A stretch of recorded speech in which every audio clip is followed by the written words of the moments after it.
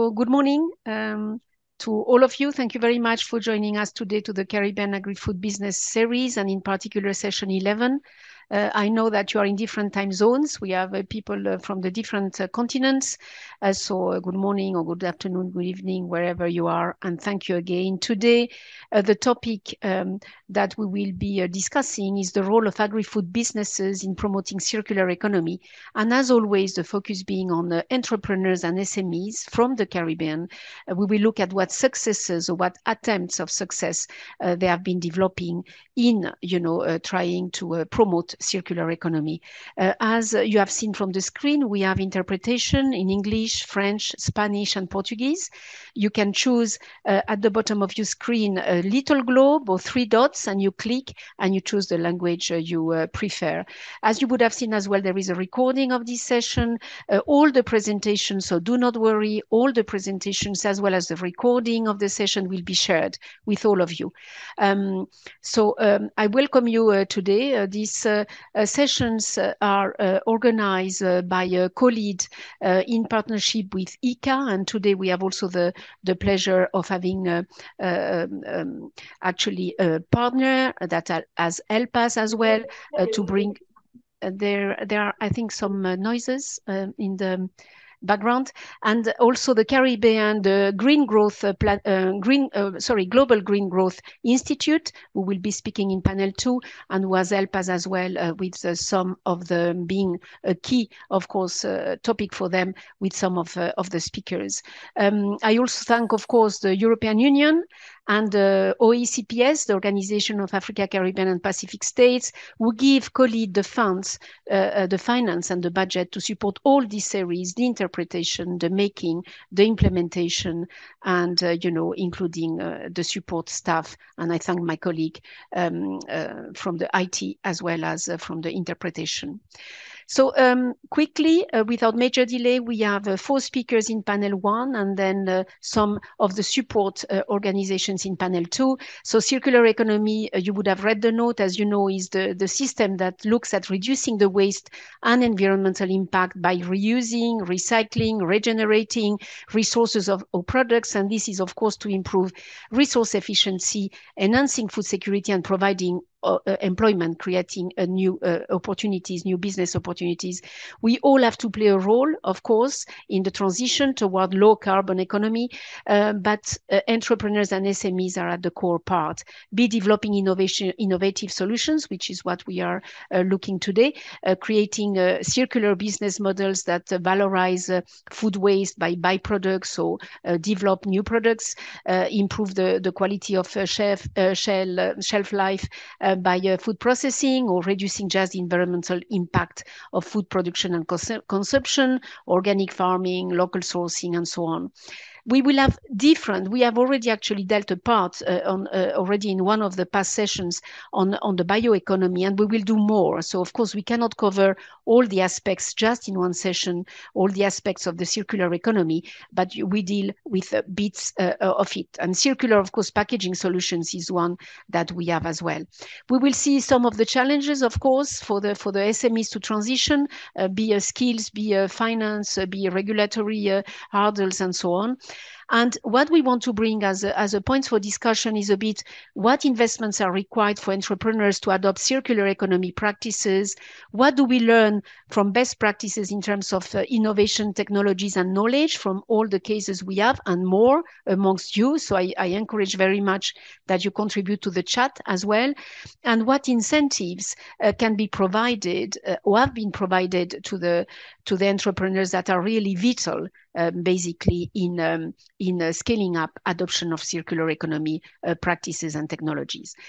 So we have 4 entrepreneurs to start with, and then we will take the questions. We don't open, as you know, the floor, because we are too many. So please put them in the chat when you hear all the presentations, and it inspire you with questions, comments, etc. And then we will consolidate them, and together, ask again to our speakers. I don't know if not, I continue. I don't know if my colleague Allister GLEAN is here. He was supposed to be on holiday, so I assume he's still on holiday. I'm here, Isolina. Oh, great. You always arrive on time. It's incredible. You have to tell me how you do. I've been here some time now. I've Yeah, been here. always. Good. So you want to take now the... I don't know what you have received or not because we couldn't communicate. So, or you want to take now the moderation and I come back in panel 2? I'll do the Yes. first part. Thank you. Yes. You do? Yeah, I can do the first part. Yes. So go ahead, please. Okay. Thank you very much again, Isolina, and thank you for all the colleagues for joining this all-important session. This is the 11th session in the business series. And again, on behalf of IICA, I want to thank Isolina and the COLEAD colleagues for this collaboration. I think it's very important and showcasing what is happening amongst the micro, small, and medium-sized enterprises. And this particular topic of the circular economy is so critical for the advancement of Caribbean agribusiness. And Isolina has quite well shared the opportunities that can be accessed via proposing and undertaking an approach to circular economy. And more than that, for us in the region, with our focus on enhancing food security and reducing our food import bill by 25% by 2025, which is the mandate of the heads of government, this focus on the circular economy is critical if we are, as Isolina said, to reuse, to recycle, to repackage, to just focus on sustainable activities, sourcing and waste reduction, value addition, diversification, recovery. It's going to be critical if we are to achieve our regional targets. With that said, I want to introduce our panel for this morning. We have a very distinguished panel, and I want to start off immediately to introduce our colleague from Antigua and Barbuda. I want to introduce Mr. Larry Francis of Indies Greens. And quickly, let me say Larry is currently the Managing Director of Indies Greens Limited. It's a company operating in Antigua and Barbuda. And since 2010, Indies Green is an aquaponics facility that utilizes recirculation, aquaculture of both food fish, in terms of, and we're talking about tilapia and ornamental fish, as well as hydroponic vegetable systems. Larry has a strong technical background spanning over 30 years in various fields, from project management, computer systems programming, IT services, telecommunications, and business management. He has been involved in fish keeping and rearing for over 40 years. He is especially skilled at building effective, productive working relationships with clients and other members of staff with excellent analytical, organizational, and creative skills. And he's committed to the highest levels of professional and personal excellence. Again, Larry has trained various persons, over 100 persons from across the Caribbean region in the area of aquaponics, and he's passionate in the quest to expand the reach of hydroponics and aquaculture to the average person in our Caribbean space. He believes that through collective cooperation, the region's food security can be achieved and maintained. You can quite well see why we have Larry open up this session, and I believe he's going to add significant value to the discussion this morning. Larry, the floor is yours, and please remember our time constraints. Thank you. Good morning, everybody. Thank you, Allister. It's great being here. Well, can everybody see my screen? Yes? No? Not as yet, Larry. Yes. Yes, let me make sure. Share. I can share it. Okay. Yes, it's there now, Larry. All right, thank you. Well, good morning, everyone. Thank you for joining this session here this morning. My name is Larry Francis, and I'm from Indies Greens. I represent Indies Greens. We are a family-based, family-run, operated business here in Antigua. And I would take this like 10 minutes to give you a brief overview of what we do here at Indies Greens and how it ties in to the circular economy. So let me get it. So here. All right. So you asked the questions, who are we? As I said, we are a family-owned business. We started in 2010. We started as a very small operation, just getting our foot wet, so to speak, in the aquaculture and aquaponics at the same time. We started out with simply 2 small ponds with the tilapia as our test bed. And we had, for our hydroponic system, some gravel beds. We started from this system. We got some training at the University of the UVI in St. Croix. That's where we started with Dr. Rokosi, that's well before he retired. And we decided that this is something that can be beneficial to our region. The idea came to us on a visit to Disney at the Epcot Center. That's way back in the late 2000s. We saw they had this display where they showed you how they can take fish, take the water from some fish they had, some catfish, and they grew all sorts of products, vegetables, fruits. And we were totally amazed because that system lends itself so very well to Antigua's climate and environment. Antigua, everybody doesn't really know, is a small island over 108 square miles in the Caribbean, the Eastern Caribbean. And we are, for all intents and purposes, semi-arid. Our rainfall is very, very limited. Our land space is very limited. So this type of agriculture was chosen or seen as a real benefit because we have not much space to feed ourselves with, and we don't have much water. So with the aquaponic system, it allowed us to recycle our water, reuse our water, reduce the amount of water that we need, and can do a lot of production in a very small space. So stepping on from that, we looked at our business model. So as the time progressed, we got better at doing what we were doing. At the time, aquaponics and aquaculture and hydroponics was very minimal in terms of how many persons were doing it. And we, at the time, faced quite a number of challenges in getting it started because it was not a very well-known operation, food production or method.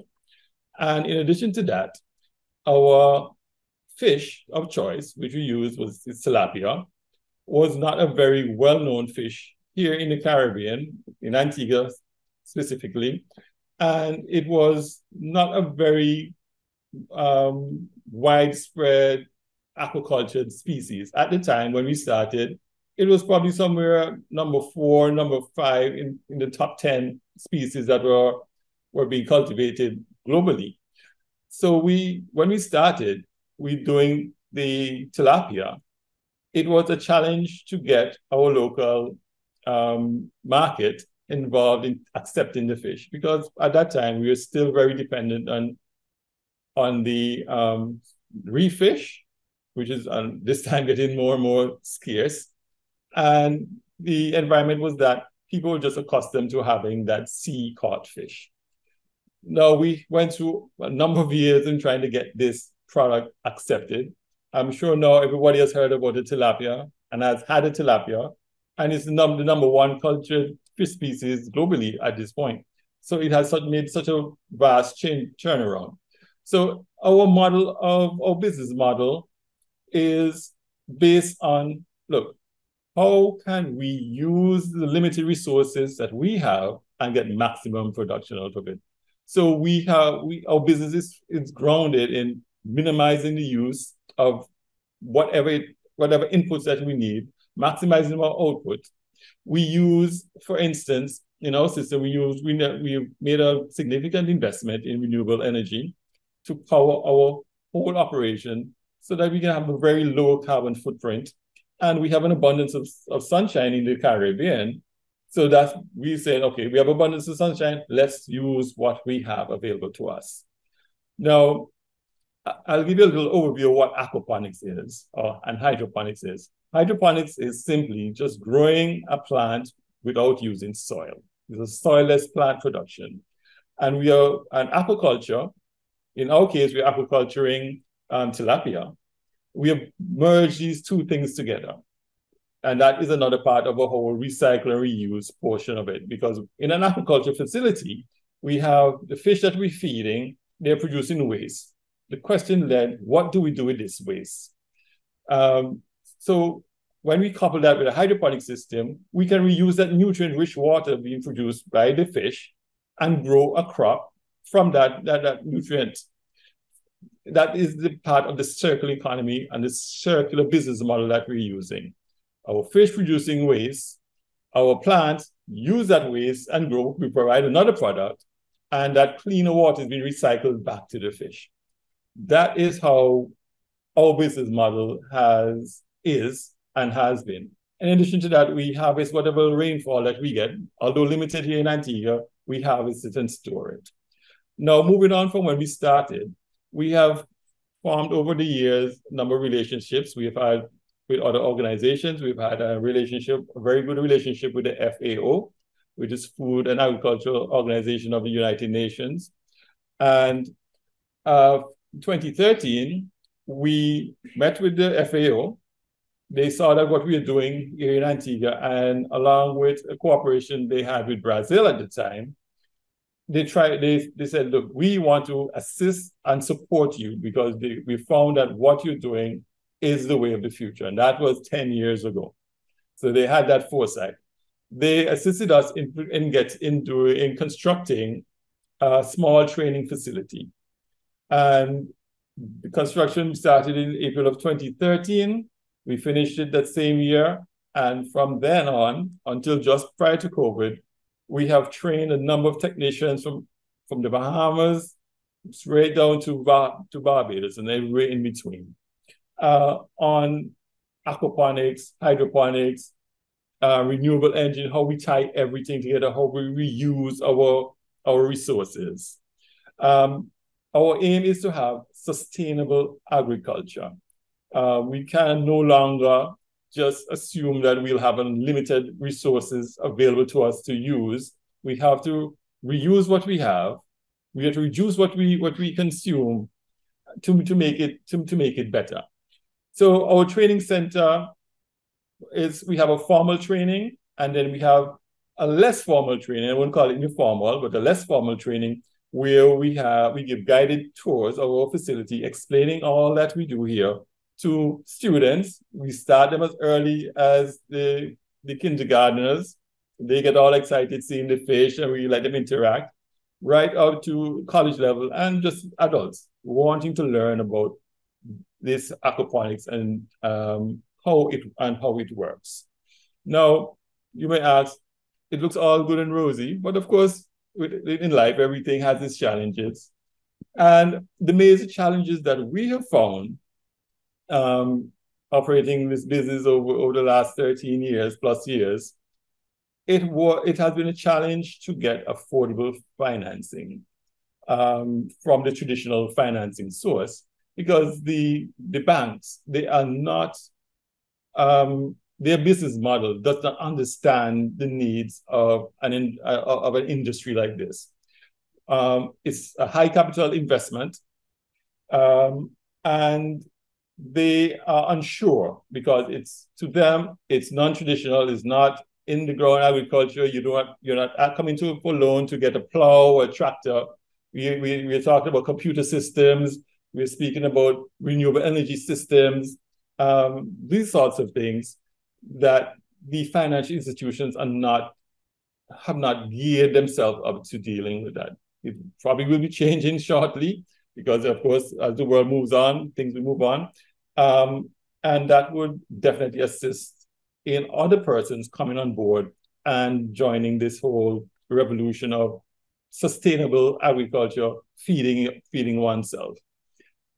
In addition to just the financing, the capital part of it, we struggle with the adequate legislation, or yes, from the governments in general, that will help this sort of sector to grow.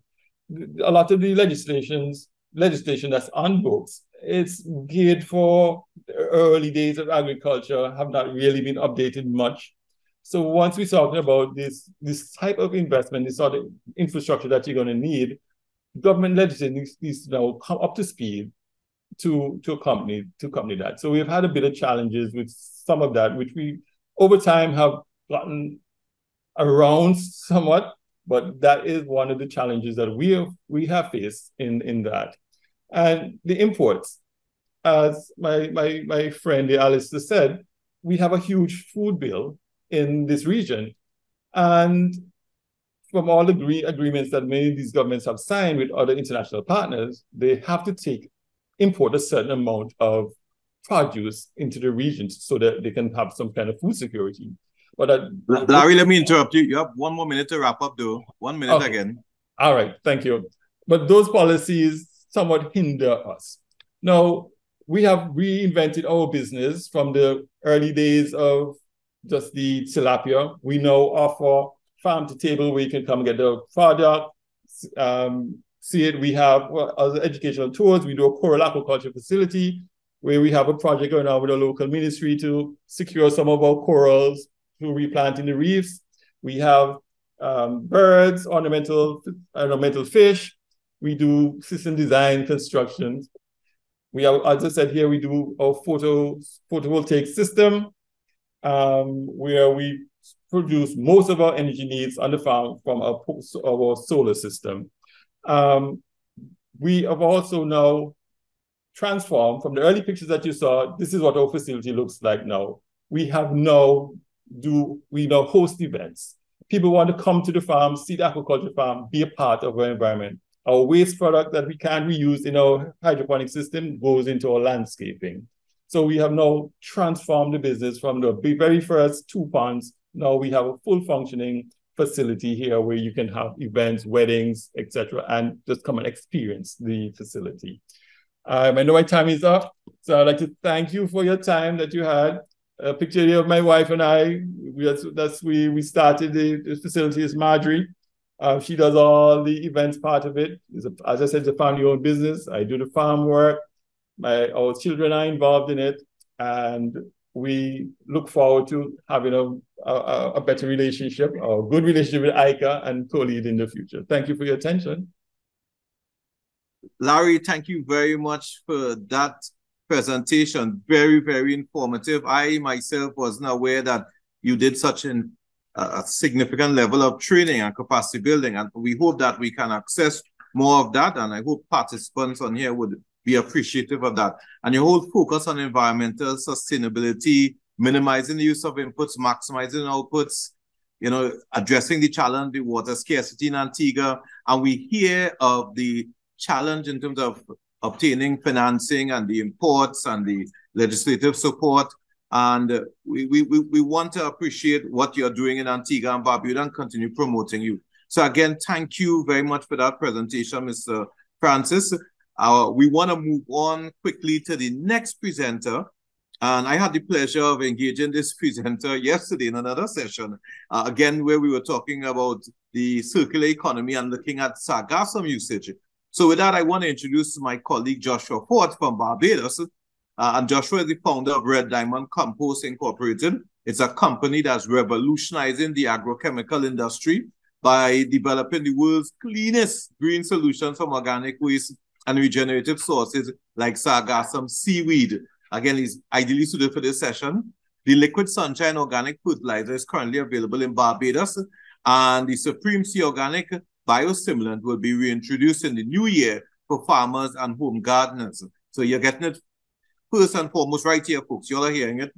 Joshua's innovative approach in sustainable agriculture and environmental management earned him the Canewood Award for his agricultural business at the 2023 Barbados National Youth Award.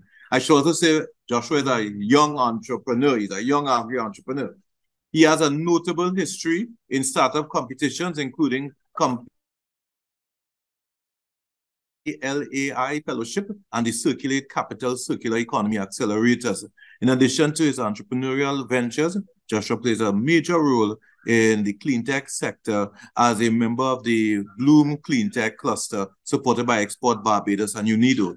His expertise is recognized globally, evident from his role as a delegate speaker at the Food Crisis Plenary of the Young One World in Belfast in 2023, and as a certified B Crop farm advisor. And Joshua combines his dedication to sustainability with advanced technology using DNA sequencing for soil analysis to improve agricultural productivity and environmental health. Let me again welcome Joshua. And please, Joshua, just be mindful of our time limits. Thank you. Sure. Thank you, Mark, for having me. Thank you, everyone, for me today to present to you on Red Diamond Compost, give you some insight into what we've been doing and our model towards transforming the agrochemical industry into a circular economy. So, as mentioned, Red Diamond is a biotech social enterprise with the mission of ensuring that persons can have access to clean and nutrient-rich foods. So we do that by creating our different agrochemical solutions, our liquid sunshine organic fertilizer, and supreme seed biostimulant. And this would have started for me from 2014 initially. And we went through various iterations in those early stages where we were dealing with, lack of resources, lack of finances to be able to establish the type of entity we wanted to produce these type of organic biologic soil tree protection products. And we went through different iterations and versions of pivoting throughout that early journey. Looking at where we've kind of come to with our products, one created from sargassum seaweed that's been completely devastating the Caribbean region for the past decade. And then the second material is an invasive plant species, land-based called Oniel that we work. And what our main focus is taking these plant-based materials, these organic materials, and then creating these products that do not contain synthetic inputs, synthetic ingredients, but still help boost crop production, soil health, and allow you to grow in a clean environment. So in the early years where I started out literally just formulating a recipe in the kitchen at home and just trying to first assess if we had anything special from these products, what the potential was. So from anecdotal trials I was doing in my backyard, I was able to recognize notable plant responses and changes. One you could see on the screen in the bottom left-hand corner with the star fruit. And that was from the very early trials, how the budding and flowering they improve and then the size they improve. So once we were able to get these types of indicators, we then would have taken the product to the University of the West Indies, Cape Town campus in Barbados, spoken to Professor Lopez at the time and asked him, what can he assess for us? Because we're trying to, evaluate the potential product commercially.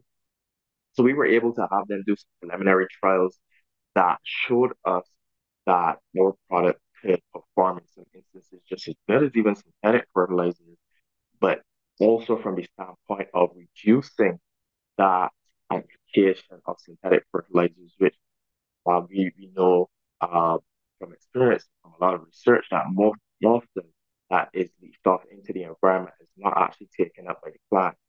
So we were able to learn from a lot from those preliminary trials, and then engaging with several farmers and home gardeners in the early stage to the early adopters.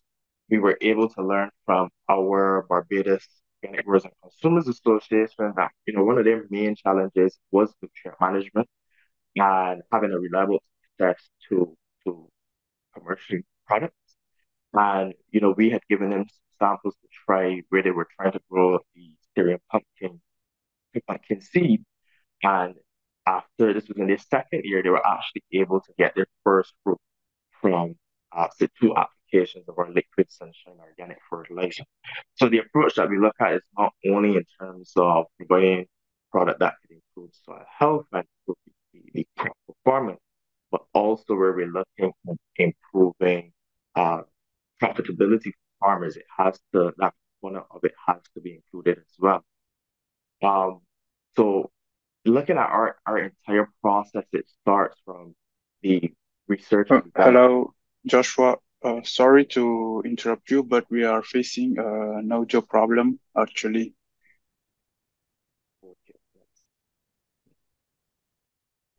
Joshua, it seems your audio is a bit low.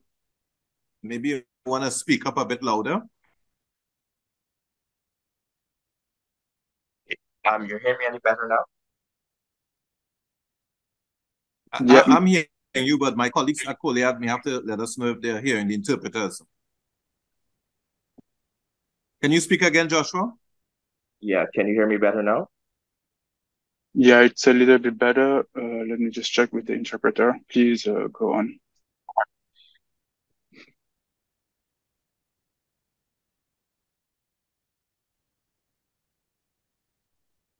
Go again, Joshua, so that they can hear you. Okay, you're hearing me now?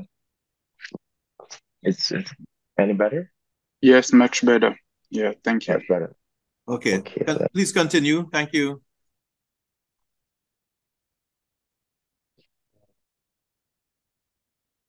Yeah, so going back to our model is one that starts at looking at the research and development aspect of it, and then moves to the commercial design. Um, so this is a really special part for us where we would understand what raw materials we may be dealing with, how we're going to be sourcing them, and then looking at what type of product we're going to create. Is it going to be a general purpose product? Is it going to be a specifically targeted product for the agrochemical industry? And then how do we design that in a way where it is, again, containing no synthetic inputs and something that's commercially viable? And this was something that actually took us a few years to figure out, kind of that formulation recipe, the secret sauce of how to do that. And once we were able to get over that hurdle, we were then able to start looking at how we can optimize our processes, our production processes, and our design planning for commercial production. So as we move along that chain from research and development, coming up with the design and the formulation, then it's looking at the logistics of how we're actually acquiring that organic material that we are utilizing, the costs associated with that and the different models around that, and then transporting it to the facility. Then what type of machinery we're using. And we tend to use very low cost low cost from the perspective of its more general purpose machinery that we put together in a modular fashion, so we can potentially have multiple products using similar production lines or similar equipment, then to get us to that end product to the customer. So every step along that chain, we're really looking at and assessing the sustainability of all those different stages. And on screen now, you can see the actual raw material that we would be working with, the Tithonia. Some people may know it as Mexican sunflower or tree marigold on the left, and the sargassum seaweed on the right. And what we're actually doing now going into the new year is we're going to have slightly different versions of the products, some targeted more towards the home gardening sector, and then those designed for commercial farming. But ultimately, with our bioconversion process, it is a model whereby we believe we can take virtually any type of organic materials and convert them into again, either these general purposes or specifically targeted inputs that are extremely clean, safe for the environment, safe for pollinated insects, and safe for the persons who are actually using them.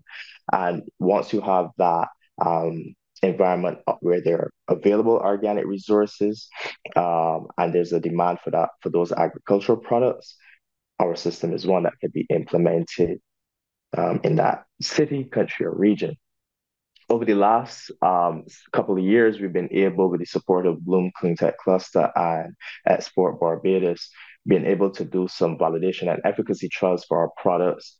In the UK, we did some turf trials with our Supreme Seed biostimulant, comparing to the standard synthetic fertilizer that they would be been using in that particular market, and we were able to achieve, the optimum quality of turf with our Supreme Seed biostimulant. And what we kind of see with the synthetic fertilizer is that excessive nitrogen nutrient that's being emitted in the environment, going past what the turf specialists would deem as optimal.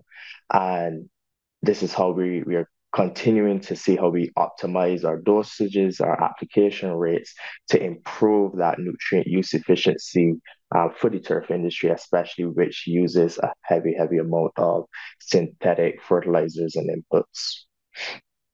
Then we went a step further from not only looking at how our product interacts with the plant specifically, but from the soil perspective and soil health perspective, what effect are we seeing there? Because being able to improve the nutrient cycling that's going on in the soil, being able to increase the organic soil carbon and carbon fixation in the soil, improving the phytohormone production of the plants, allowing the plants to generate more energy, to be more robust and resilient, and to be able to deal with stresses, whether that may be environmental stresses from intense heat or drought or salt tolerance, or whether it is abiotic stress from pests and disease as well. And one of the things that we're going to be fine-tuning a bit more is being able to remediate soils with our products as well, looking at the potential for heavy metal solubilization and the role that our products can play in creating a truly safe and food secure environment. So from our production process that we would have looked at in the model before, when we go through those steps to create our liquid solutions, we have a lot of fibrous material that comes off. That's the primary, say, waste material that we would get. But instead of discarding that, we add that to our slow age composting process, which happens usually separately. Now, with these production lines, we have those fibers coming off, going into the compost, the slow age composting process, and really creating some very biodiversity rich and premium quality soil amendments and compost as well. And one of the things we're going to be doing going forward is seeing how best we can utilize these materials into other verticals throughout the agricultural sector, even looking at livestock as well. So this is our core team for Red Diamond, which is a relatively small team, I would say, for the type of work that we're doing. But we've been able to, again, solve a lot of problems, overcome a lot of challenges along the way, and be able to really bootstrap and use the resources that we had at hand to prove and validate our product and our project at large to be able to move into the commercial space. So I just want to thank you for the time today, and feel free to follow us on social media and reach out to us if you have any questions following the Q&A after. Thank you. Joshua, I want to thank you for that informative presentation and for sticking to the time. We really appreciate it. Very, very mind-blowing presentation. The focus on R&D is so critical, and you seem to be pushing towards ongoing improvements, and the overall performance of the product is quite evident from the information that you would have shared. And for me, when you presented on the whole issue of biofunctionality, I found that interesting. And for a lot of persons, particularly researchers and those in the farming community, the issue of addressing the heavy metal content in sargassum is always what comes up. And I see that you are addressing some of those issues in your products. And again, when we talk about the circular economy, I see no wastage, even using the fibrous material in composting. So we thank you for that, and we wish you well, you and your team. Fantastic effort here this morning, and we're appreciative. Moving right along, and let me encourage persons on the call, please put your questions and comments in the chat. We will take them at the end of all the presentation. So don't lose your train of thought. Place them in the chat, and we will take them subsequently. We now want to move on to our final presenter for this first panel, and that's Mr. Oniel Nuñez GUZMAN, who's the CEO of Onavocados out of the Dominican Republic. And Oniel is a young Dominican entrepreneur with a passion for agribusiness. Again, you see the focus on young agri-entrepreneurs, and this is commendable. He has been involved in agro-industrial projects, supporting national agriculture for several years with his father. And in 2008, both his father and himself created the family business On Fruits Dominicanas, which has become a group of agricultural companies in the country. They are pioneers in the production of organic avocados and mangoes in the country. The group owns the largest avocado nursery in the West Indies. It's located in San Jose de Ocoa, with an annual production of over 200,000 avocado plants of different varieties.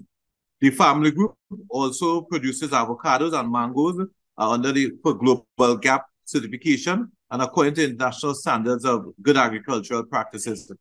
Now, the Dominican avocado industry has grown exponentially over the years, with over 600,000 tons of avocados being currently produced solely for export.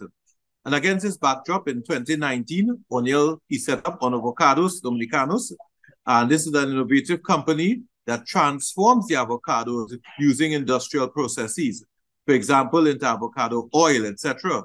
And Onavocados enables local producers to sell their avocados that don't meet export standards and quality to the actual plant. And it can be sold on the local market either, or they can be sold on the local market for quality issues. So again, we're using the products that can meet international standards, the circular economy. Now, Oniel studied business administration and agribusiness in China, and he has also obtained certification in good agricultural practices and organic crop management. I think he's a fantastic addition to this session, and we welcome him to make his presentation. Oniel, 10 minutes, 10 minutos, por favor.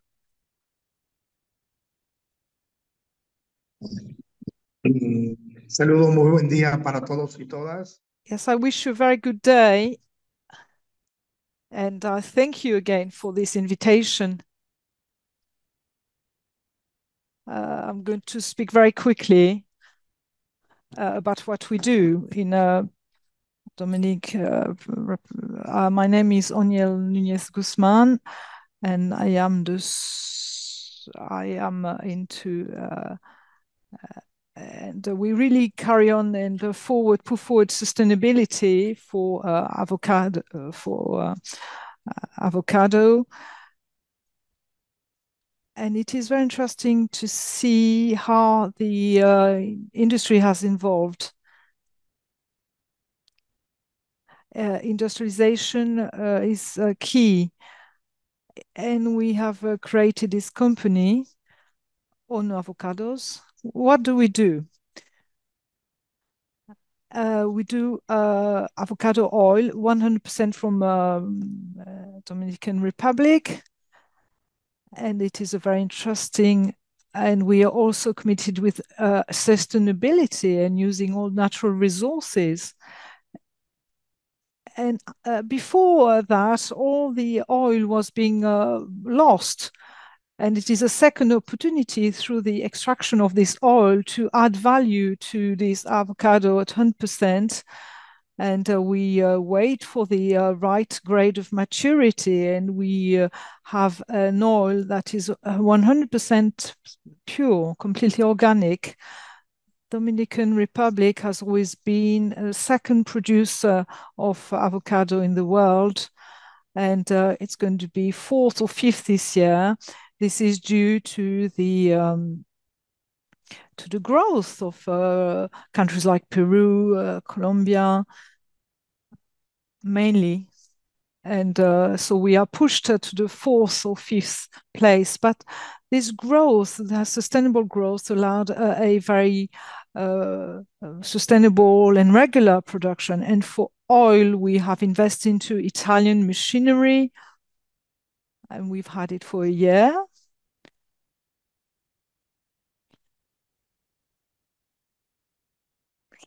Now, what about circular economy? Thanks to this, with this fruit, you have a defect here. You have little spots on the fruit, but we still use it because we use its oil. To have 1 kilo of oil, we need 3 to 16 kilos of avocado to produce 1 kilo oil, and we are processing now at full capacity. We're going to process more than 6 million a year for oil. It is an interesting work because it contributes to a circular economy, but also one way or another, this fruit has added value as oil. And it is a subproduct also that could create, which is a paste. and that we use it also to really add value and take the most of the fruit and of the part of the fruit that normally would be wasted. You can see here the avocado production calendar for select regions, and you can see here Dominican Republic in September, from September to December, and other countries, main producers in the world. You can see here the main important fact is how do you really take value. And in the world, we know avocado.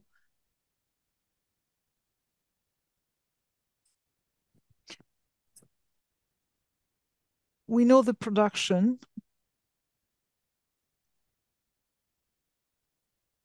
of the Hass type of avocado, but we have managed to innovate and to produce avocado that are different, and it is a great success for Dominican Republic and for us as a company too, because we managed and we were successful in this new species that we launched. Here we can see the raw material here. You can see the pulp of avocado. You can see the pulp. You can see also that we use the seed to produce other plants in our plants. And you know this Hass and the small one, green, that is very known. And on the right, you have the Criollo, which is autochthon, which is from the island, that uses another system of extraction. Those, what you can see here is a sub-product, is like a paste that comes out with 45% of humidity in the process. And this paste, we are making some tests for animal feeds, but also for other uses. And this step is very important. And we are giving ourselves 1 year to clearly and well develop this sub-product. And we have made many tests in labs, and we have had very good results. As a company, we are very happy about it. And this circular economy can allow us to really take the maximum advantage and the whole benefit of the fruit. And last but not least, photo, you can see here in all these images. I don't know how clearly it appears for you on the screen. They asked me if I have analysis of the paste on light. Of course, I do have the analysis results, and I can share them with you. And at the end of the presentation, I'll leave you my contact so that you can contact me, we can exchange. You can see here the section of the fruit. You can see too the fruit when it is on the tree before it is taken. And then the last images, you can see some samples in the lab. We can see also different types of maturity that the fruit might have. And for avocado, we have different types of methods of working. I am asked also whether all the production is being used. No, of course not. We have many volumes of avocado that is not exported. So what we do then is oil extraction, and we carry on with this avocado oil business. And we're not going to change the extraction, but we work with producers of oil, more than 300 across the country, and we work with all varieties of avocados for the oil, and it depends of the yield per variety, per species.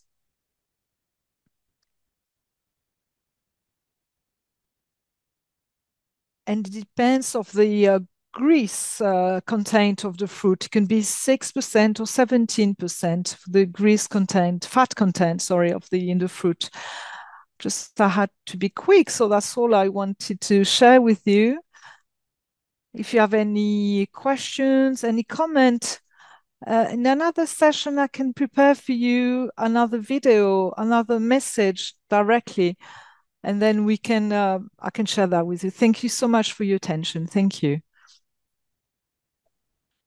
Oniel, thank you. Muchas gracias por tu presentación. Thank you for that presentation. I appreciate that you stuck to the time quite well. And it is really informative to see that level of avocado production coming out of the Dominican Republic. And more than that, again, we keep focusing on the circular economy, that you're able to incorporate the raw material, the avocados that don't make the export grade into your processing business and promoting and developing the oil product. And that's very commendable. And that is what we want to applaud. And again, recognizing you and Joshua as young agri-entrepreneurs, it speaks volumes for what we are doing in the Caribbean. And you set the example for other young agri-entrepreneurs who are coming behind you or who are seeking to emulate what you do. So again, I want to thank you. Colleagues, I want to again reiterate, put your comments and questions in the chat, and we shall take them at the end of the session.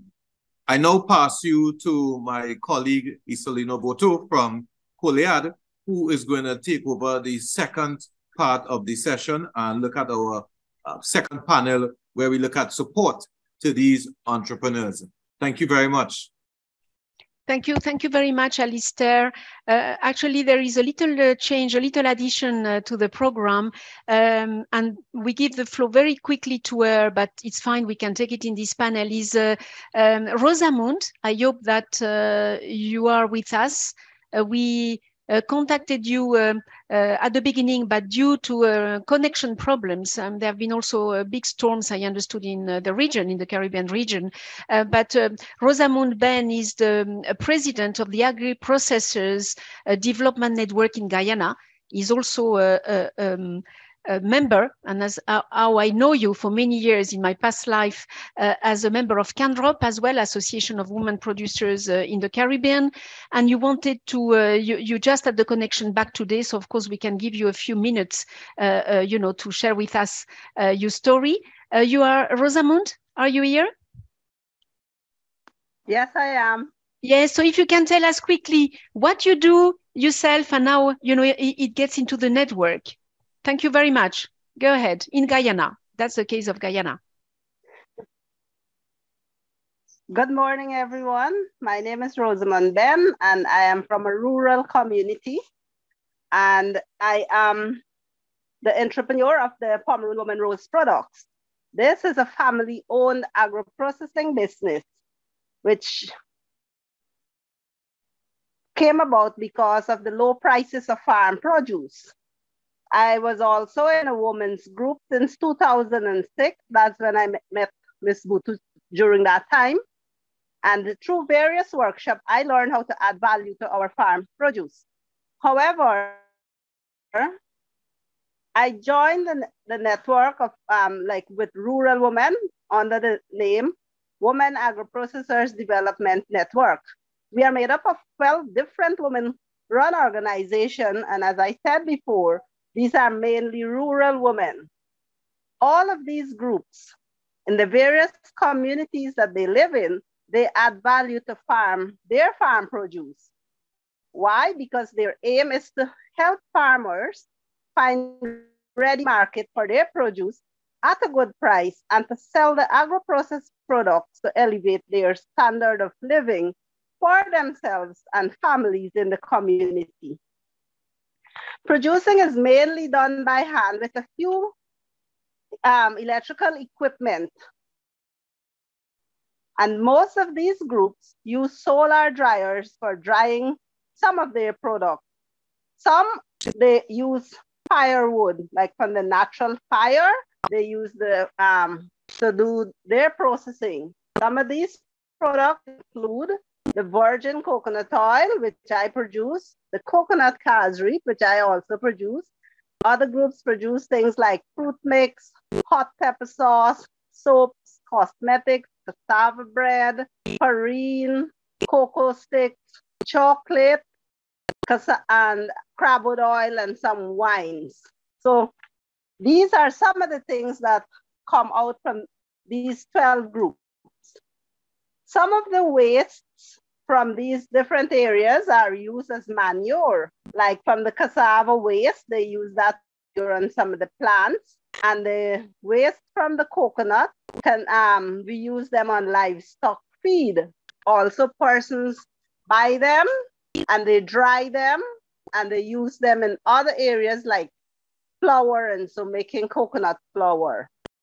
So the husk and the shell from the coconuts, they use for two reasons, like land filling and also for purpose of fire, like if you have anything to boil in those large pots. Our markets are mainly in our country, which is in Guyana, and it's in many of the leading supermarkets in the capital, Georgetown. From time to time, all of us in these farming areas, we face challenges due to climate change, but we work along with what we have, so we do not remain sitting. Instead, we keep moving so that we can grow and achieve a better life. And then we look for ways and areas where we can have trainings that we can utilize some of the waste from our raw material into other things that will be useful to the environment. So in a nutshell, this is basically what happens at Women Agro-Processors Development Network and from the Pomeroon Rose products in Guyana. Thank you.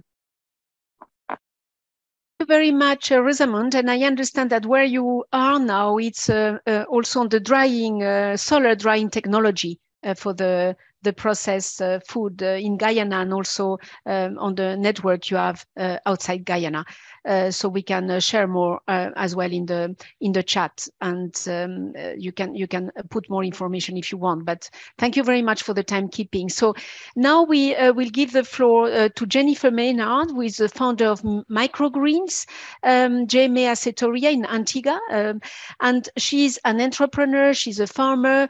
She's also she has a background actually on agriculture and agriculturist, but also rural tourism and you know, many other parts of the agriculture science. And her passion is on microgreens, seeing it as an opportunity to cover different parts of the resilience, including to climate change. I see many of the comments on this. And actually, you will tell us, you have been, thanks actually to a grant of, and Christine will explain a bit more, but to the on the Green Growth, Global Green Growth Institute and so on, you have developed something which is almost ready for market. You are very soon to be in market, early next year.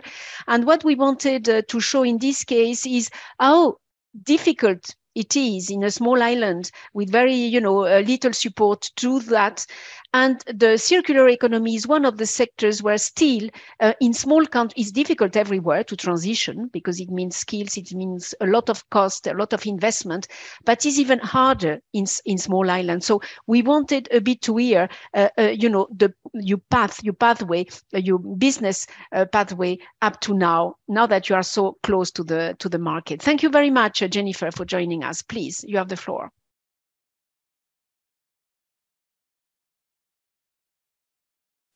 Jennifer, you have to unmute yourself. We see you well.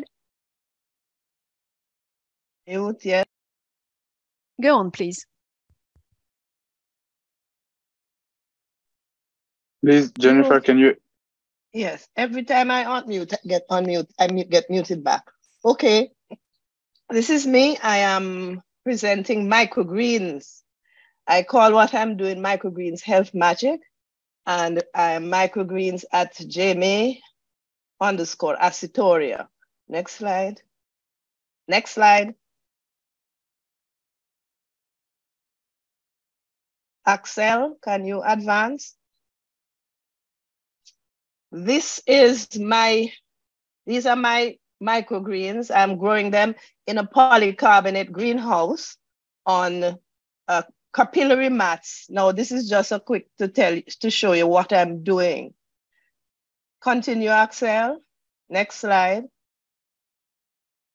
My mission is to give all of Antiguans and Barbudans access to a novel superfood, which is microgreens. Microgreens are, next slide, microgreens are a natural food, which is the seedling of edible fruit, edible seeds, like broccoli, cauliflower, sorrel, okra, corn. My startup is also concerned about using my microgreens production unit to generate a storm or drought resilient unit where post-disaster farmers can produce either vegetable seedlings or fodder. We are producing, to some extent, through a circular approach, as we compost tree and shrubs from the farm compound for the growing medium for the microgreens. And when the medium is spent with production, we put that back into our compost. We are also using, as sort of climate response and energy saving, solar power for the cooling of the greenhouse. Because it is a polycarbonate greenhouse, it generates internal heat and needs to be cooled. Next slide. Now, with respect to the circular economy in Antigua, since 2017, Antigua and Barbuda has prohibited by law the importation of single-use plastics and styrofoam containers. But the steps of continuation have not happened. We have not incentivized or legislated the use of farm waste. We have situations where we have bumper crops of the not so desirable palatable fruits, like varieties of fruit and mango and soursop, and there's no collection of those for recycling or composting. There are 1 or 2 persons that do composting. There are 1 or 2 persons that recycle and repurpose plastic covers. We do collect plastic bottles and export them, and cans, but in a structured way. There's not a legislation or incentive that supports the reuse and repurposing of non-biodegradable items into products for use. Next slide, next. So as I said, microgreens are edible form of vegetables. What is particular about them is that a small bunch of microgreens that would fit between my fingers produces more than 10 times their weight and 4 times the nutrients of the mature form. So a bunch of microgreen broccoli could produce much more than a cup of full-grown broccoli. They're grown from any type of seeds, and they can be mixed to produce sort of like mini salads, micro salads. And the concept of microgreens can also be used as a fodder, because fodder is in fact the young seedlings of plants that livestock eat. It has a small carbon footprint because it requires very little space, and the growing period is not more than 21 days, depending on the variety and the condition. In my greenhouse, I can get broccoli and I can get sunflowers between 5 to 8 days after seeding. Next slide. Next slide.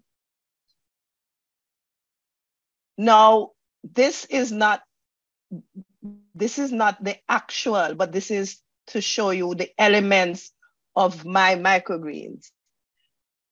So we have the on-farm generated compost.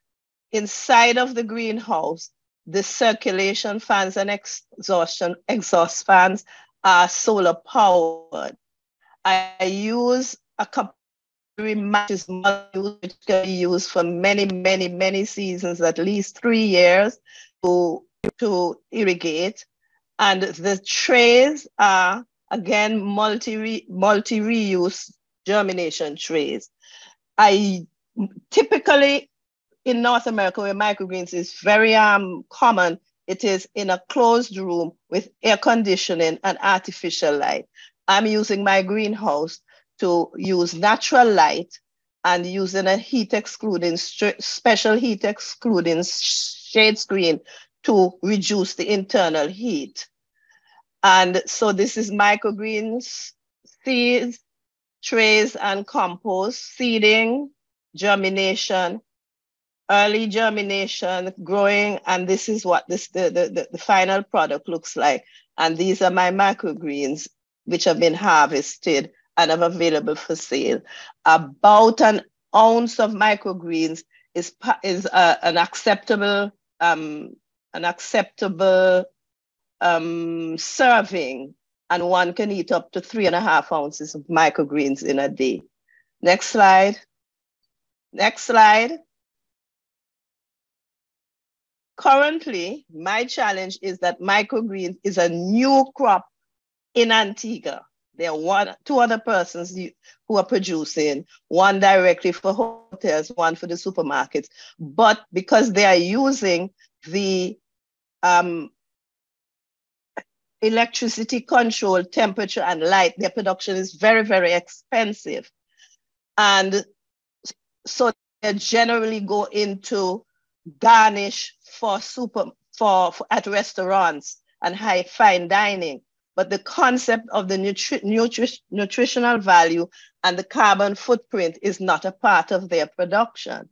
So one of my greatest challenges is introducing this crop, which carries a high price, but because of my production using my compost and the natural light and natural air, it is less expensive, but it's still seen as more of a whimsical food item rather than a serious nutritional item. Other thing that I faced this year is the unseasonable high temperatures that have affected the internal temperature of the greenhouse. So I'm actually looking at a bit more of what to do to help to control my temperature.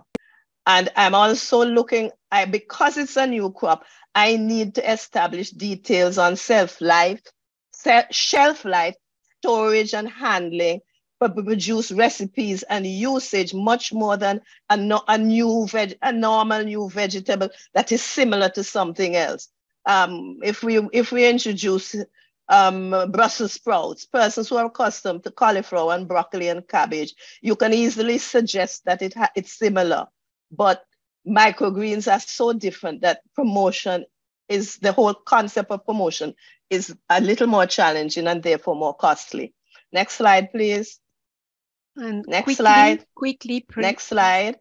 So far, I have designed, constructed, and tested a production technology. I've developed an MVP. I have established grown cycles. I've done customer assessment, and I'm now developing my business to customer and business to business connections and developing promotional material. Next slide, quickly. Next slide. The way forward for me is preparing a public education program material, designing a promotional program that includes lectures and talks, and as well using social media for this promotion. And as a result of the recent GGGI Greenpreneurs Exchange tour to Qatar, I'm working on linking with a Qatar entrepreneur who's using evaporative cooling techniques and equipment to control temperature in his greenhouse. Next slide. There is another slide. I think this is probably the end of what I'm sharing. Yes, thank you. Thank you very much, Jennifer. Very much appreciated, and seeing, you know, all what is needed in a small islands. And you are, I think, about the precursor. I mean, one really, the only one doing that, or started doing that in Antigua. So the last speaker today, before we, so keep putting the comments and the insights and the questions into the chat. Our last presenter today, I'm very grateful that she could make it, because you are just Christine Deason. Christine, you are just coming from leave. You are the Caribbean representative, Green Growth Planning and Implementation of the Global Green Growth Institute. You are based in St. Lucia in the Caribbean. You lead this program in support of the Organization of Eastern Caribbean States and its member countries. Passively, I'm very, very happy to hear that, because I've worked myself a lot in the Pacific and in Fiji. So you were based as well, you work in the Pacific Regional Program based in Fiji. So you have a lot of experience leading and managing international sustainability and green growth programs and projects. Specifically with a focus on small island economies, in which, I mean, as COLEAD, as we work in all continents, we are very keen about. And you lead this program in the OECS region, focused on climate action, climate finance, renewable energy, and green entrepreneurship. I think someone has to be muted. And green entrepreneurship. And indeed, we followed when you launched the calls for support for green entrepreneurs, and we did circulate a lot amongst our network. And before that, I think you were based in the US in different, you know, your background is really energy and environment management. So in US, Germany, European Union, and others. So I'm very, very grateful, not only for you being here, but also for your support, you know, to identify some of the cases on our session today. So if you could share a bit why, because you are critical, your organization is critical in that, you know, the topic we are dealing today, circular economy, and what type of work do you do with special interest for the entrepreneurs? Because that's our main focus in those sessions. That would be very appreciated. We know already from the former speakers and a few that the grants you provided were, you know, a key to a kind of transition at a specific time of their business growth. So please, Christine, the floor is yours. Thank you so much, Isolina. Can you hear me all right? Yes, we hear you very well. All right, wonderful. Well, hello, everyone, and thank you for the wonderful presentations preceding me today. As Isolina mentioned, my name is Kristen Deason. I'm with GGGI, the Global Green Growth Institute. I'm the head of our program in the Eastern Caribbean, based in St. Lucia at the OECS Commission, and I want to tell you a little bit today about the Eastern Caribbean Green Entrepreneurship Initiative, which is a program that we've been running for about the last 3 years in the region. And Jennifer, who just presented, is a graduate of our incubator program and recipient of one of our grants. So we're very proud of her and the work that she's been doing in Antigua. So just very quickly, I wanted to give a little bit of background about GGGI, our organization, in case you're not familiar with us. We are an international intergovernmental organization based in Seoul, Korea. We are a membership organization, and right now we have 43 members. Most of those members are individual countries, but one of them is a regional body, and that is OECS, the Organization of Eastern Caribbean States, which of course is the program that I work in. So we work in partnership with the OECS on regional programs in the Eastern Caribbean region. We also work directly in partnership with national governments of the OECS member states. So our vision is a low carbon resilient world of strong, inclusive, and sustainable growth. And the way that we are achieving that vision is to work directly as embedded staff within country governments and partner organizations to lead projects around policy and also in bringing in investment in the form of climate financing to serve that ends in the countries we work in. So here's an overview of the specific project I'm going to talk about today. As Isolina mentioned, we work in a couple of other areas in the Eastern Caribbean, including climate action, climate finance, and renewable energy. But our fourth focus area is green entrepreneurship, which of course is most relevant for this event today. So this program is what I'll focus on. As I mentioned, this is a 3-year program. It's funded by the Qatar Fund for Development. And Jennifer, a few minutes ago, alluded to an event that we just had recently, a couple of weeks ago. We took a group of 8 entrepreneurs from the Eastern Caribbean. We also had 8 entrepreneurs from the Pacific, and we went to Qatar to do a study visit and met with some of our colleagues there. And we're able to visit a number of sustainable businesses and meet with sustainable entrepreneurs, which was super interesting and a great exchange. I'll talk a little bit about the structure of this program, but just to mention, we have a parallel program in the Pacific that's structured very similar to this one, and that's how we were able to do that exchange between the 2 regions, which was really nice. So this program is being implemented in the 6 independent OECS countries, which you can see on the screen. And our partners are, of course, the OECS Commission itself, national governments, and also business support organizations in each of the 6 countries. So this slide focuses on what is a green entrepreneur and a green business. I think there's many different definitions of this, and everyone who presented today certainly is a green business. In our program, we've defined a green entrepreneur as someone who's seeking to address environmental or social issues through the products or services that they offer while also building wealth. So in our program, although we have had many businesses from the agriculture and agro-processing sector, that's the most heavily represented sector, we didn't limit our program to any particular sector. We just said anyone who can explain to us how your business is helping to solve an environmental or social business in a relatable way, we consider that a green business. So like I said, we've had a lot of representation from the agriculture and agro-processing side, but we've also had some businesses in energy, in tourism, circular economy, and product manufacturing. So our program has 3 main components. The first is an incubator program that focuses on early stage businesses. We also have an accelerator program that focuses on more mature growth stage businesses. And then we have, there's the arrow, our third component focused on entrepreneurship ecosystem. So I have a couple of slides in a minute that go into a bit more detail on the incubator and accelerator program. The ecosystem, that component is starting now. We actually have some training that's happening this month through our partners GBEST. They're a consulting firm in the region, and they've been doing training for business support organizations. So the objective here is to support entrepreneurs indirectly by helping build the support system for green entrepreneurs, which I think everyone would agree there's certainly a need for in the region. So we're doing training for business support organizations specifically around how they can support green businesses and green entrepreneurs. We'll also be looking at how we can put into place a network for connecting green entrepreneurs, for connecting organizations that are supporting them that can be sustainable and live on into the future beyond the end of this program. We'll also be putting out some publications around learnings and information that have been gathered as part of this program. So let me go into a bit more detail into our 2 programs. So the incubator program, again, this is the one that's supporting the early stage businesses. And we've had 3 cohorts of the incubator program. The 3rd one is just wrapping up at the moment.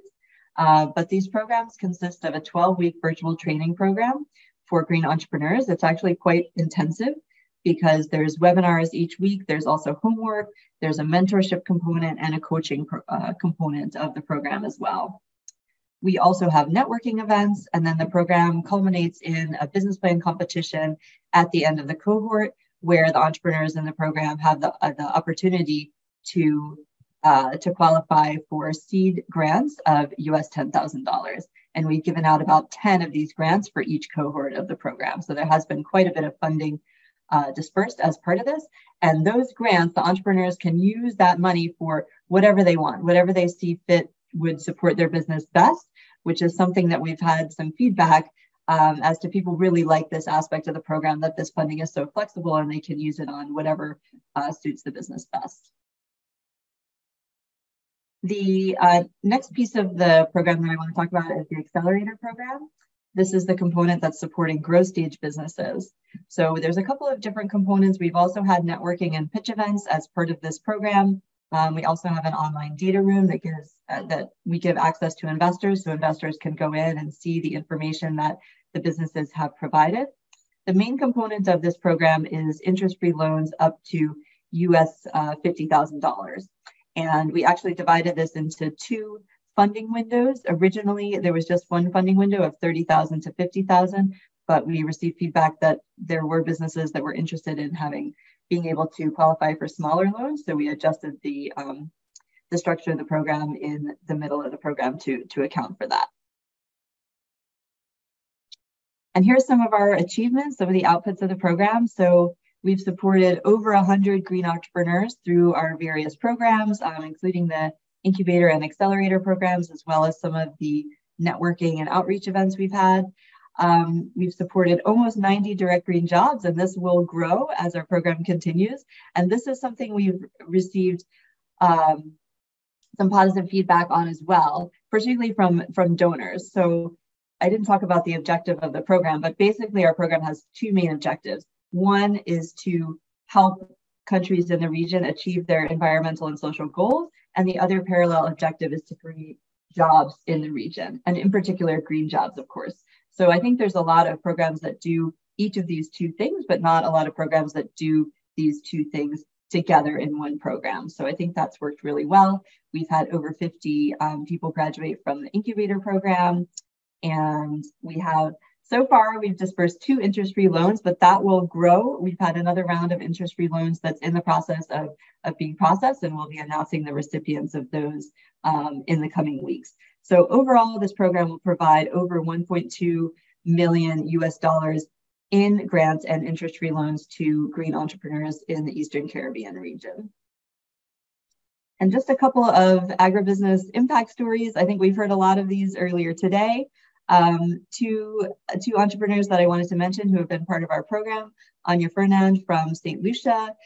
She's working on regenerative agriculture, doing lots of different things. Her business was originally focused on production of food products using organic agriculture, but she's also looking at reducing food waste through things like frozen and dried fruit products. And she's also doing some educational outreach as well for young people doing summer camps and that kind of thing. Gordon Shallow in St. Vincent and the Grenadines, the plant doctor, is providing natural and organic fertilizers and pesticides, helping to safeguard regional food security by providing accessible inputs to various plant products that others are growing. So that's the end of the presentation. I hope that's given you a good overview of our program. This program is wrapping up in the next couple of months, but we're hoping that it will be, that we will have some kind of follow-on program in the future so that these programs will continue. And happy to take any questions that anyone has. Thank you very much. Thank you so much, Christine. Very, very interesting, very useful, of course, for entrepreneurs, many being small entrepreneurs. So it's money actually that counts, budget that counts. You have already some of the practical questions actually of our, as I said at the beginning, the focus is enterprises and businesses who that are from the Caribbean, but we have an audience, we keep it open for anybody who is interested. And we have, you would have seen from the chat, many colleagues from Africa and other continents. So you have a few questions if, you know, people from Mali or Congo or other countries can apply for them. Is that the case? Is not, and how to access it? So I would advise as well that I believe everything is in the website. We can also attach to the you know, to the information that we will follow with all the presentations and the recording more on how to apply practically. But do you want to say something on the geographical coverage? Sorry, I was muted. Yes, I can definitely do that. And I'll also, I forgot to point out on the slide was the website for our program. So I'll put it in the chat in just a second so everyone can take a look at it. This is the website for the Caribbean program. So at the moment, we're not accepting applicants for any of the programs, unfortunately, because our Caribbean program is coming to an end in the next couple of months, as I mentioned, but we're hoping that there will be a follow-on on that. So we're hoping that we will be running these programs again in the future. And in terms of the geographical coverage, this program was in just the 6 independent OECS countries. So Antigua, Grenada, Dominica, St. Vincent, St. Kitts, and St. Lucia. But like I mentioned, we do have a parallel program in the Pacific. In terms of the other countries, I think somebody was asking about Guyana in the chat here. We do have a GGI program in Guyana. We have an office there. I don't think we have a Greenpreneurs program in Guyana yet, but that's something we might develop in the future. We have done some Greenpreneurs work in Colombia, and we do have some Greenpreneurs programs in Africa. I believe there is one in Rwanda. I think you asked about Mali. I'm not sure about that. The programs are structured a little bit differently in each country across GGI. They're not always exactly the same. So sometimes the way that people would apply for them are a bit different. But what I can also do is, in addition to the link that I'll put to the Greenpreneurs Caribbean program in the chat, I'll also put the link to GGI's overall website. And you can look, there's a country page for each country where we have programs. So you can take a look and see what the GGI offices are doing in your area if you're interested in that. There's also a place on the website where you can sign up to be part of our newsletter, and then you'll get updates. I believe it's either every quarter or every month that will tell you about what's happening in the different offices around the world. But there's also contact information for the various offices there. So if you want to find out more in a country that I haven't mentioned, you can always use that route to do so. Thank you very much. Indeed, we will share also information in the email that will follow after our session. So thank you very much. We have now reached a bit the end of the presentations. Of course, thank you very much for all the appreciation already I see in the chat for the presentations. Indeed, all very interesting, all very complementary. There are a few questions. I think some have been answered. Many people also following those sessions, despite challenges in internet access, etc., are on the phones, and sometimes they don't see all the chat. So I will summarize a few for the speakers, and I would have general ones for all of you, especially on the funding part. You know, how do you cope with that? What have been your challenges? And you know, especially when you want to develop, as we have seen some, really to grow, even if you had grants at some point. And the other is really the skills development. I mean, all the, of course, the technology, but the knowledge as well of the sector to grow. You think you will need, or the challenges you will have. So these for all speakers. And in addition, Larry, I think there is a bit of a question on actually what do you do with the waste of the fish that you use in hydroponics, and also how much emphasis is being placed on composting on a commercial level and as part of the climate mitigation measures.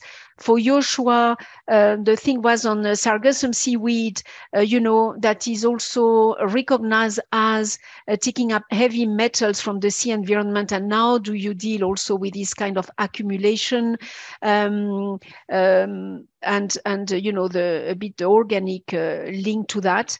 I think Oniel had many as well. I think you have summarized, but if you want to add anything on the very interesting presentation as well, you know, on avocado, and knowing as well for our African colleagues, if it's some varieties that can be used there, you know, that they grow also a lot of avocado in Africa. And, you know, if all your production is for oil and the varieties, etc., I think you have covered, but if you can say in 2 words for those who couldn't read the chat, and especially also the technologies you use for the valorization of the avocado and the extraction. The technology is one of the key part as well, and for the transition, of course, to a low carbon economy. If you could say that. And yes, Christine had many that we have already addressed. So please, perhaps I go in the same order as we started, as the program started, and anything you want to add from what you have heard from the other presenters, as well as, of course, from the audience. Please, Larry, can you take the floor if it's fine for you? Yes, I'm here. Thank you. Thank you. Go ahead. The question was about the waste from the tilapia. Okay, the solid waste from the tilapia, we don't use it in the hydroponic system. We store it, we concentrate it, and we use it in our landscape. That is what we do with that solid waste from the tilapia. you have anything to add on the finance part or skills or any other part from what you have said before and what you have heard? From the financing of well, as you said, with the financing, with an operation like that, you have to be creative. You have to find creative ways to get the financing. The reality is, though, you still would have to do a lot of it from out of pocket. And once you do that, then that's the way you start to move forward. But you definitely would have to find creative ways to get financing for an operation such as that. And there was a comment as well that, you know, there is, of course, in other countries as well, developed. Do you have exchanges within the region or outside the region?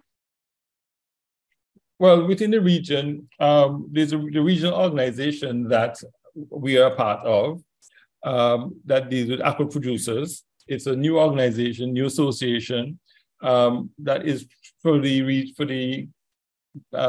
members of the Caribbean, Eastern Caribbean. Antigua, St. Kitts, it's open. We are hydroponic or aqua producers, people who do it, any sort of aqua product, whether it be fish, shrimp, hydroponics, forming this association now to try have a voice that can be heard both regionally and now within each country. So that is where we're at with in terms of reaching out laterally across the region. I see. And with the CRFM, the Caribbean Regional Fisheries Mechanism, they have taken up this part as well, or not directly? We worked with that through our local ministry, our local fisheries department, but we directly don't deal with the organization. So, Joshua?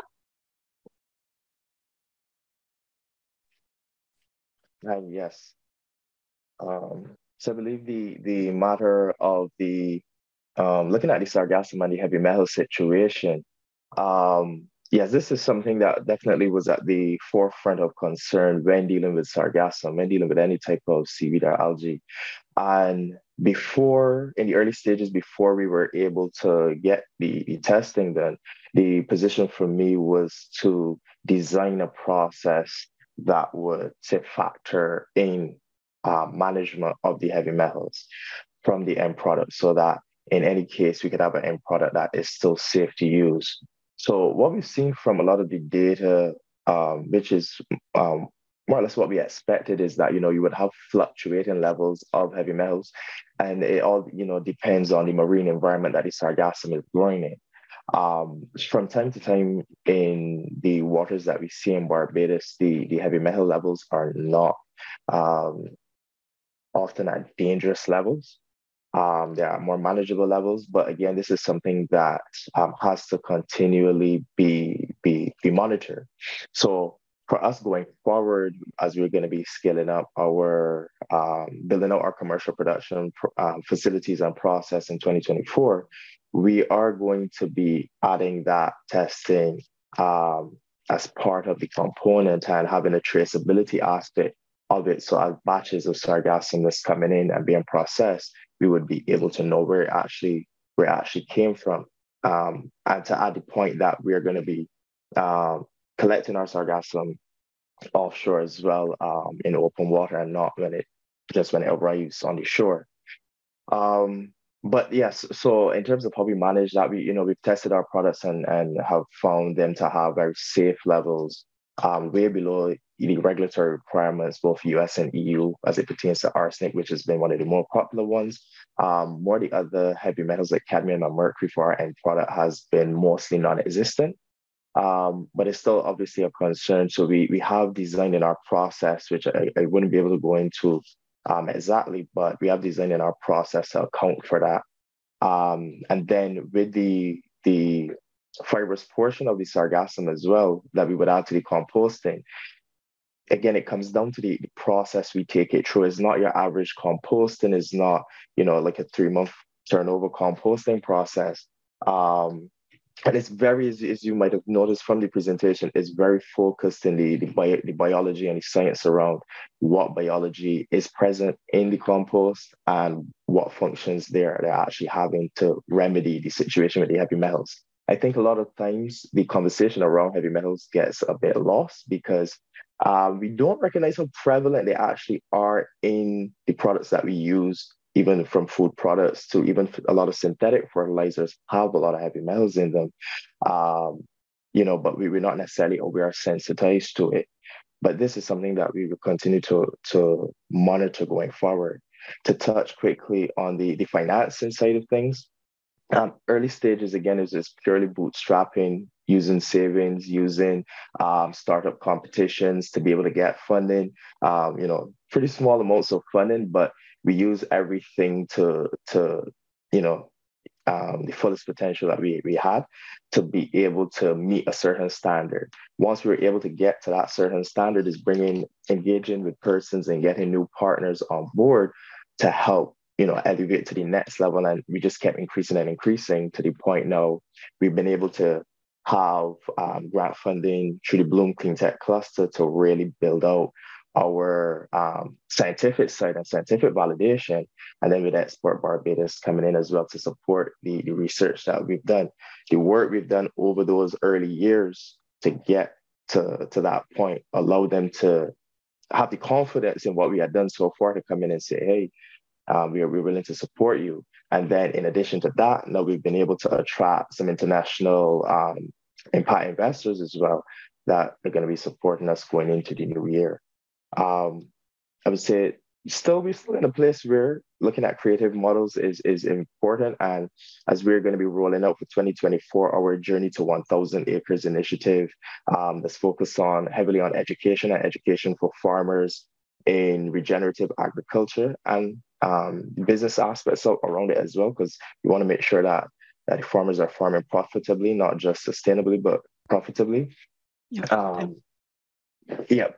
of that model includes a financial aspect to how we continue to fund research in, say, Barbados, in the African countries has also reached out to us, like Cameroon and Uganda, to have Journey to 1,000 Acres set up, where we're partnering with NGO organizations that are working on sustainable projects and with the governments as well to help essentially co-finance that. And we bring our expertise element to be able to support those farmers. With no cost to those farmers up front as well. Yeah, thank you very much, Joshua. I think in the meantime, while you were speaking, there is some question more for bilateral business, buying you products or providing you.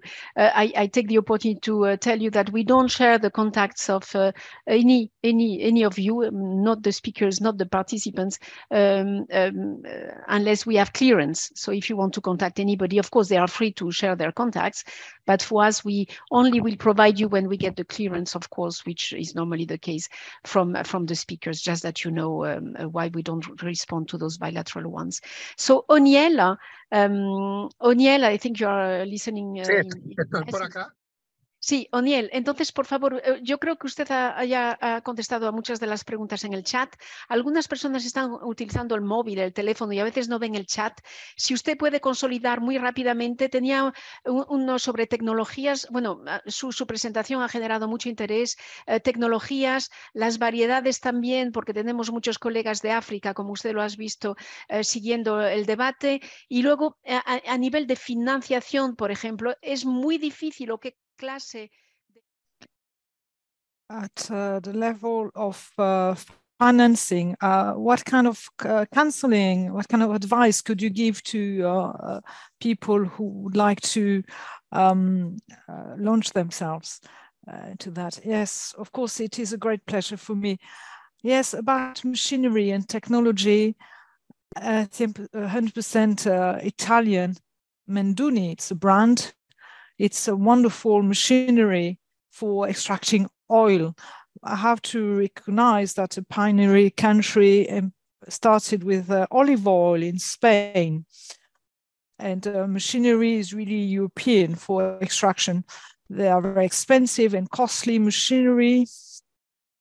Depends of the capability and how much oil you want to produce per day, and it can reach up to $1 million, depending on the machinery. It's about 6,000 kilo per hour and 600,000 just for the machinery.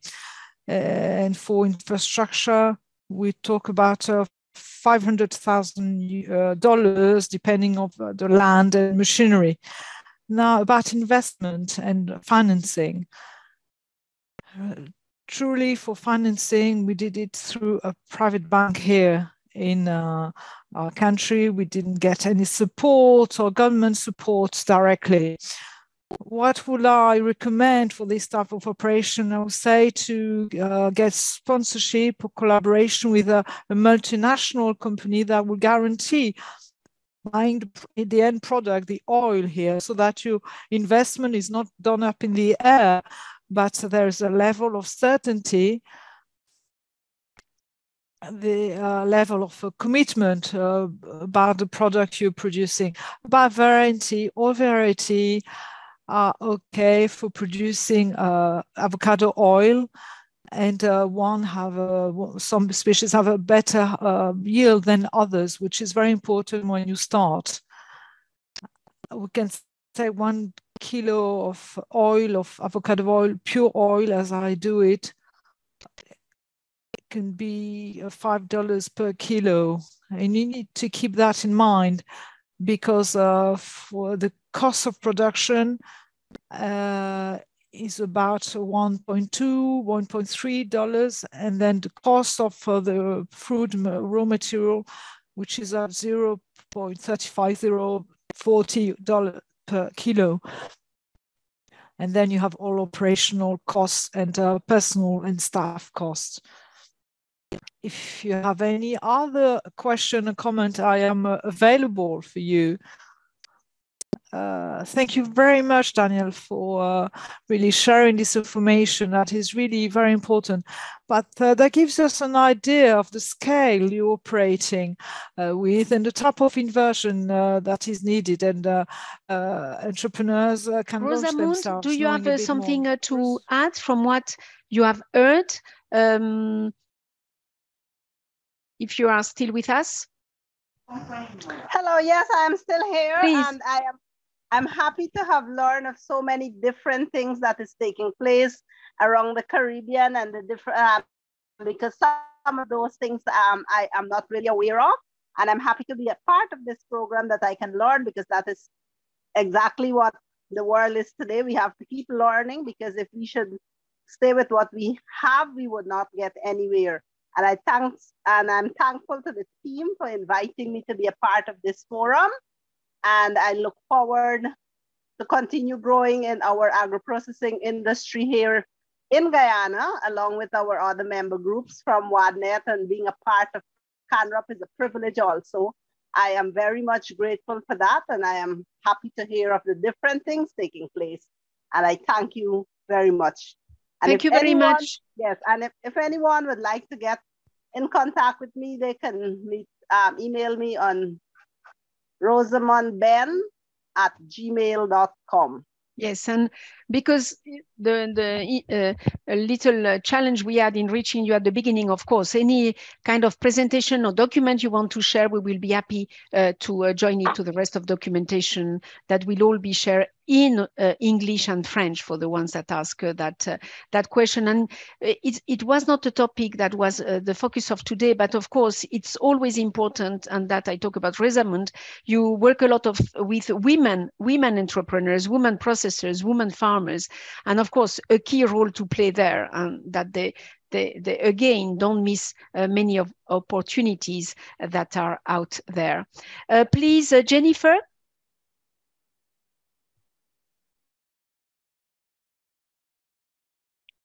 Yes. Hello. Yes, we can hear you. Yes. Well, I must say thank you for giving me the opportunity to share my business. It was unexpected, but I am quite pleased I was able to quickly pull together a presentation. I hope that out of this, there may be somebody in the audience who have some ideas as to how to solve some of my problems. And you can share information when you get the PowerPoint. There was something, Jennifer and Axel. Yes, Jennifer, there was a question that actually perhaps you could just say a few words very shortly about the consumers. There was a question saying of the circular economy. We see the efforts from the entrepreneurs. We see what is needed from the ecosystem, the others, the finance, the research, etc.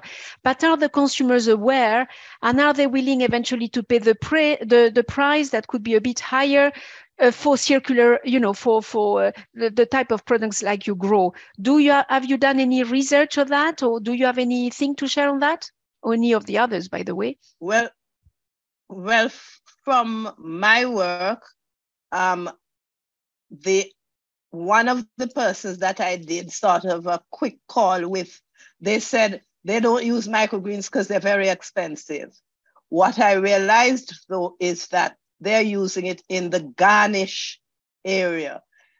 It means then, which is what I was alluding to, if I have to do work with people to show them that microgreens aren't decoration, but that they can actually make back their cost of paying for them by selling them as a healthy food, as a whole food, as an organic food, and that type of thing. And right now, locally, the healthy eating community is growing. So to me, you've got to look at your product and see its benefit wider than just food. It's not just a food item, but it's a very nice food item, which, for example, elderly people who don't like a lot of vegetables, you can actually just cut up microgreens really small, no more than 2 tablespoons, and they can get a cup of broccoli. So you actually have to look at the user and look at the pain that your new product is bringing to the consumer to justify the cost of that whole concept of the of the circular economy, of an item coming out of the circular economy. Thank you very much, Jennifer. And indeed, that's why we try from COLEAD and with partners to sensitize on the need to have incentives for entrepreneurs, even more on the circular economy because of the cost to access technologies, skills, etc. And to have incentives, grants, some kind of financial support in addition to the ones like COLEAD ourselves. We propose technical assistance, training, business intelligence, market knowledge, link with trade affairs, etc., etc. But at some point, it's critical because inevitably, like we have seen in other areas and other sectors, at the beginning the cost is a bit higher, and then for the consumer, it could be a problem, at least for some type of consumers. So also a research to do there. Christine, do you have anything to add from the latest you said and the conversation now, because we are approaching the end of the session?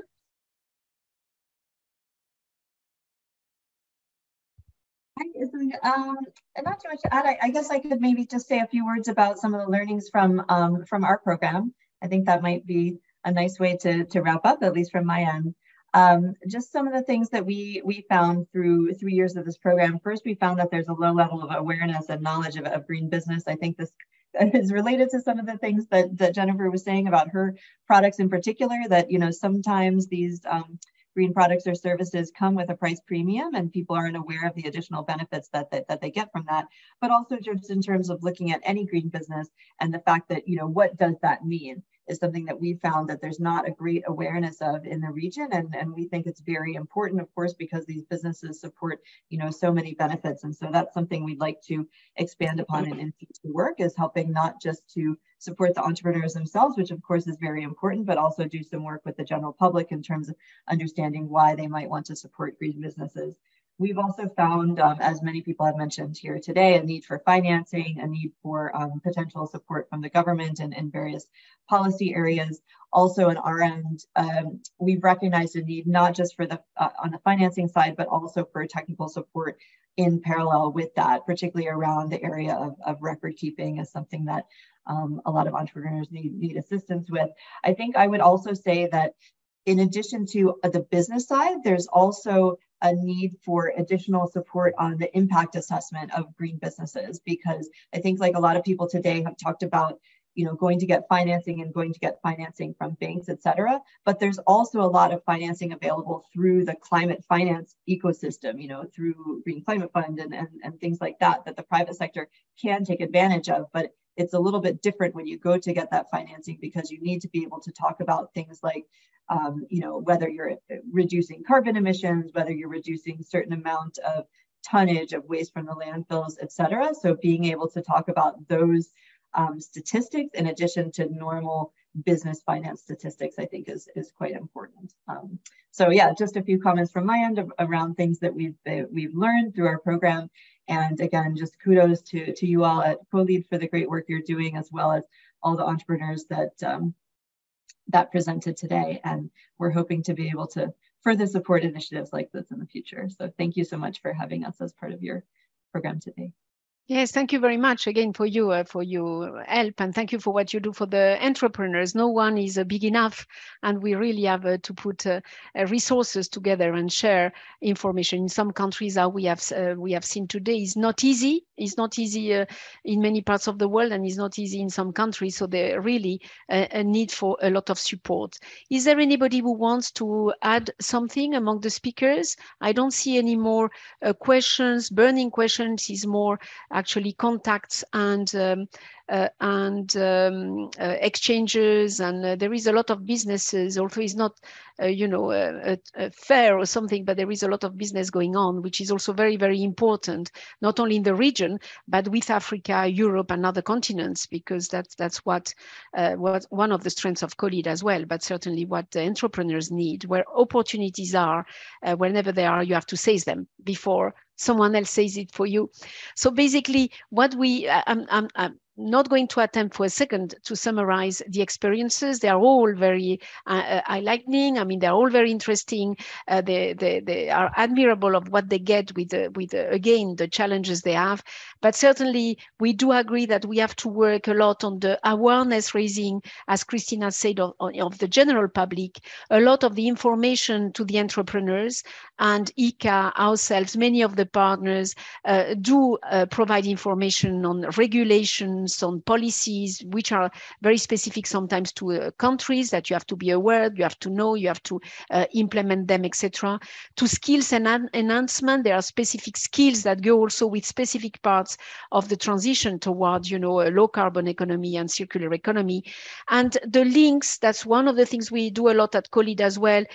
We are not a research organization, but we do provide a lot of links with research institutions, research and innovation. At some part, again, of the development of the enterprise, you need the link to research and innovation, and especially on something like circular economy. So you shouldn't miss that. Impact assessment, very, very true, Christine. And of course, the finance. And the finance institutions, we have been repeating in the sessions like this one, that really, they miss very often the missing middle. You see, I mean, there is a lot of funding out, really a lot, but it doesn't match at all the needs of the entrepreneurs we deal with in the countries we work in. So there is a missing middle. It's either microfinance, which is too low, or sometimes too big money that is not needed. People don't ask because they don't need it and they couldn't even afford it. And that tens of thousands, hundreds of thousands, you know, maximum, I would say, is what is needed. And from our side, we continue to advocate with the finance institutions that they should, do that more than what they are doing. But certainly on circular economy, they have also to follow the shift towards circular economy, because if the small and medium entrepreneurs that we are talking here don't access this finance, then, you know, they cannot do what they are requested on the other hand to do. you know, by even laws today, by commitments that the governments and the others do. So this is critical as well. So if there are no other comments, I thank you all so much for, and as I said, this is only one part of the topic. We will deal with others, which are more specific to the circular economy. And we will be keeping, of course, you informed, sharing all the documents, keeping you informed. I hope that some of you as well in the audience would have found it interesting. Reach us. Many of the presenters in our sessions also come from participants that have been participating, reach us and said, you know, we have an interesting model to share, and they are welcome. The entrepreneurs we present are not entrepreneurs from COLEAD or from IICA, or they are just entrepreneurs out there who have really passionate stories to share. So feel free as well to reach out if you have an interesting enterprise model, business development to share with us. If not, if that's all, I would like to thank, of course, all the speakers for their nice stories and their time and their support, the interpreters for allowing us all this exchange in languages, of course, for all the technical team from, in that particular case, COLEAD for the Zoom and, you know, all the IT and all the work. Thank you very much, Mohamed, Axel. Thank you very much, Roxanne, as well, for linking with some of the speakers. So, and again, Christine, thank you very much from your side as well. Keep well, and we will receive all the information plus the invitation if you would be interested to the next session that in this particular case will be in 2024 because we are not far now for the end of the year. And I wish you well to all of you and thank you on behalf of the organizers. Thank you very much. Bye-bye. Keep well.